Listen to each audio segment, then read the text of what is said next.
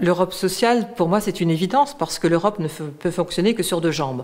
On a privilégié pendant longtemps la jambe économique et l'Europe, pour progresser, pour évoluer, pour attirer, ne peut fonctionner donc que si elle a une jambe sociale qui est active. On aspire à plus de convergence sociale. Je crois que c'est un des gros enjeux de cette Europe sociale et de ce qu'on appelle le socle européen des droits sociaux qui a été adopté en 2017 à Göteborg. L'idée, c'est d'aller vers du plus et pas vers du moins.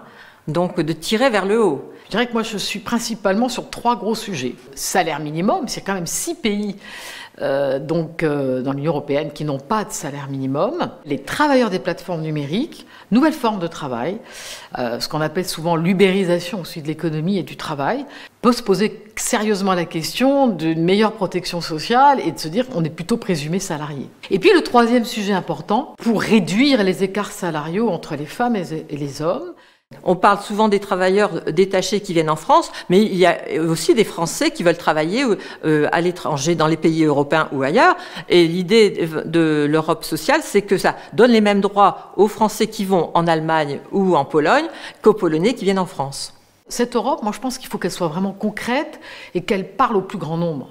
Pas uniquement à ceux qui font des études à Sciences Po ou en droit, mais des jeunes qui pensent que c'est pas pour eux, cette Europe. Et ça, pour moi, c'est absolument fondamental. C'est ce que je porte, c'est ce qui me fait vibrer. C'est l'accès à l'égalité des chances. Jusqu'à présent, Erasmus était quand même un petit peu élitiste. Et là, l'idée, c'est que vraiment, Erasmus profite à tous, de telle manière qu'on puisse augmenter les échanges entre les jeunes de tous les pays, et notamment avec l'apprentissage. Parce que, en ce qui concerne l'apprentissage, la France avait un retard significatif, par exemple, par rapport à l'Allemagne.